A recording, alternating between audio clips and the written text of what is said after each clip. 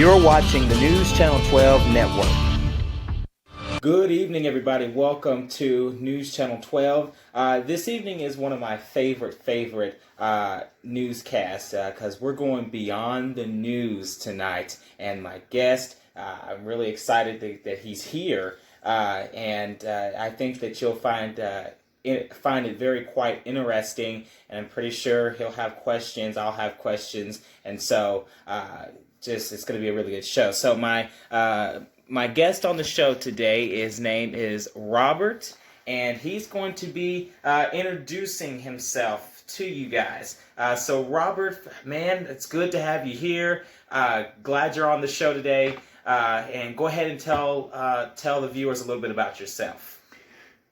Well, my name is Robert Dobbs. I'm a former Marine, former professional wrestler. Been interested in the news since I was about 12 years old. Always wanted to be in the entertainment industry in some way, shape, or form, and news is a form of entertainment. Mm-hmm. So to be able to interact with people and educate them, as well as pass on current events, things that are happening in their neighborhoods or their states, or even the state of the country, is a privilege. Exactly. I guess my first question, I guess this would be easy. How did you hear about News Channel 12? What got you interested with the News Channel 12 network? Well, we went to a state-promoted cookout, and that's where I met you. And we got on the subject of future, what you wanted to do for a living, and you told me you wanted to be a meteorologist. Exactly. And you told me about your forecast and how you posted them on YouTube. Just look for News Channel 12. Mm-hmm. And I got on YouTube and I started watching your forecast, and I was like, man, I got to get a piece of this. I have to be in on this in some way.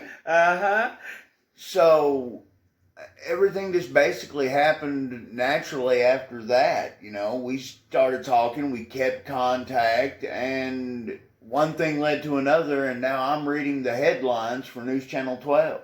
And I was going to mention, how has News Channel 12 changed your life? How has it changed your life?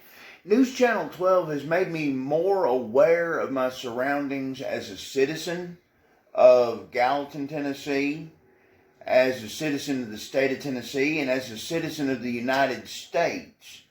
Because now I'm paying more attention to current affairs. I'm paying more attention to the politics. I'm paying more attention to the headlines that come across. Not only the bad stuff like the violence and the gore that we see in the news every day, but also the good acts that happen too, when people reach out into their communities and do things to help the homeless or to help the poor.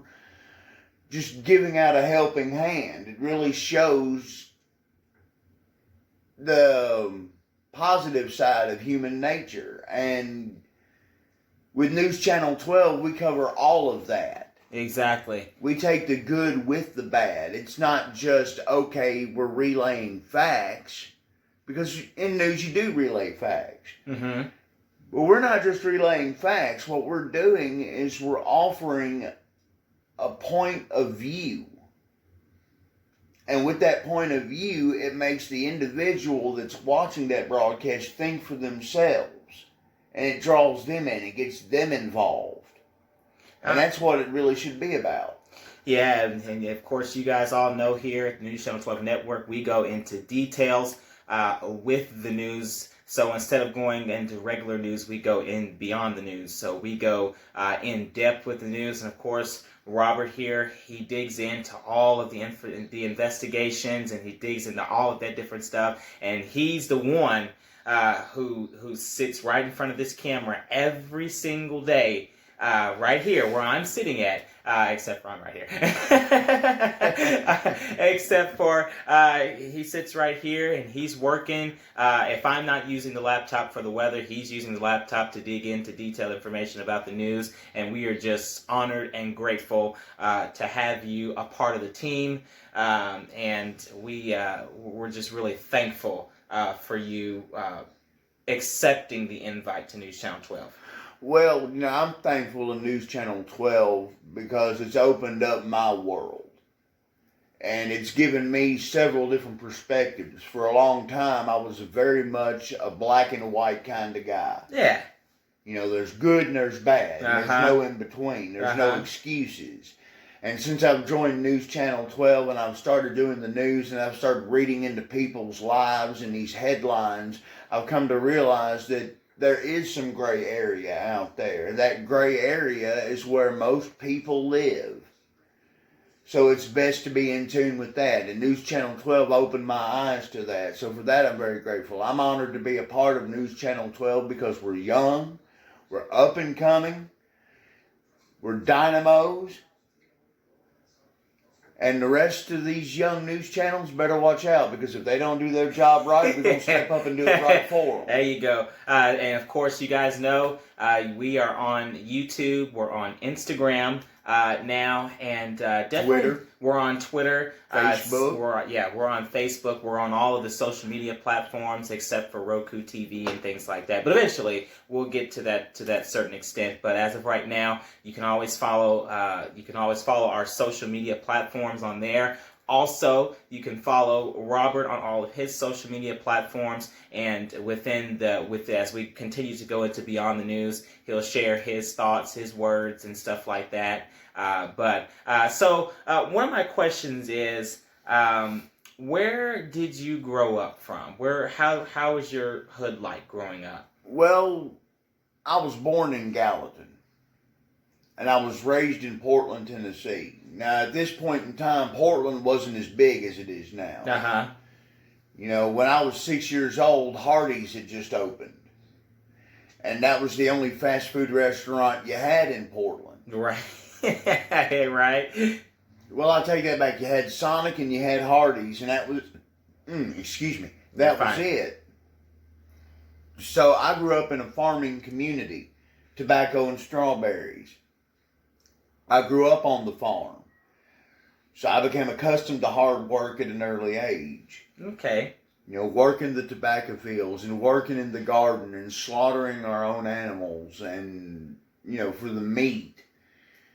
We were a self-sustaining farm. So my idea of commerce come from taking a shipment of tobacco down to Gallatin to the tobacco warehouse and selling it at auction. And that's where I started learning about the ups and downs of money exchanging hands, taxes, overhead, things of that nature. My grandfather introduced me to that. Okay. And my father, he's the one that taught me about politics. My father taught me how to say what you mean, but do it in a way to where you don't offend everybody. Exactly. So I learned that from my father. My neighborhood growing up was a very small farming community, not a whole lot of kids. Everybody minded their own business. We didn't have to wear helmets and pads when we rode our bikes.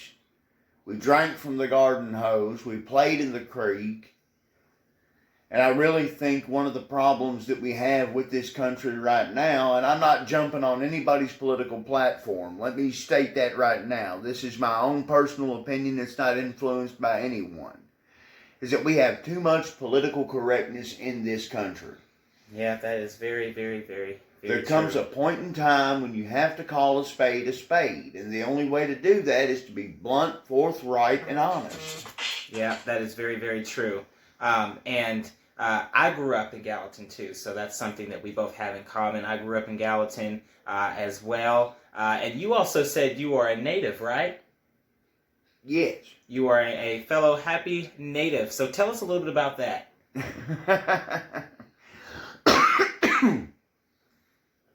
Well, I got into my family history when I was 14 years old.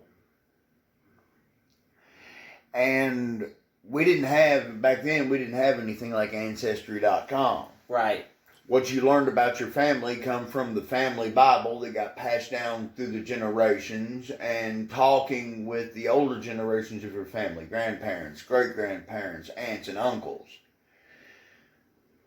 So I found out that I have Cherokee blood in my veins.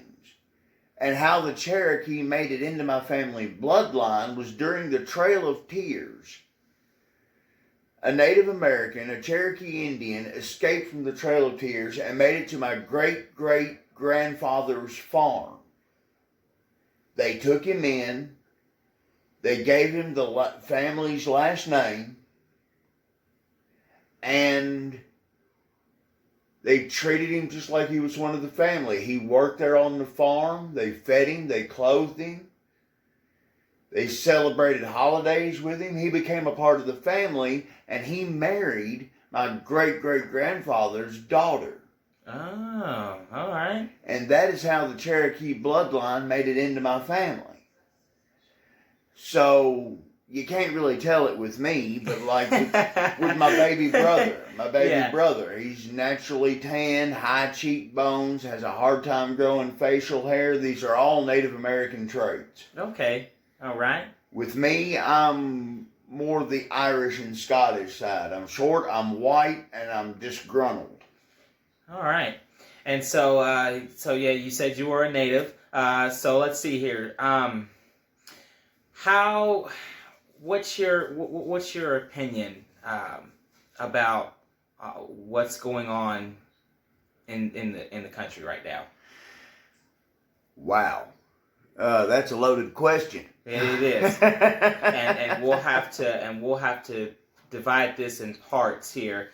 So what we're going to do is we're going to take a break real quick, and we'll be back with part 2 coming up in just a few.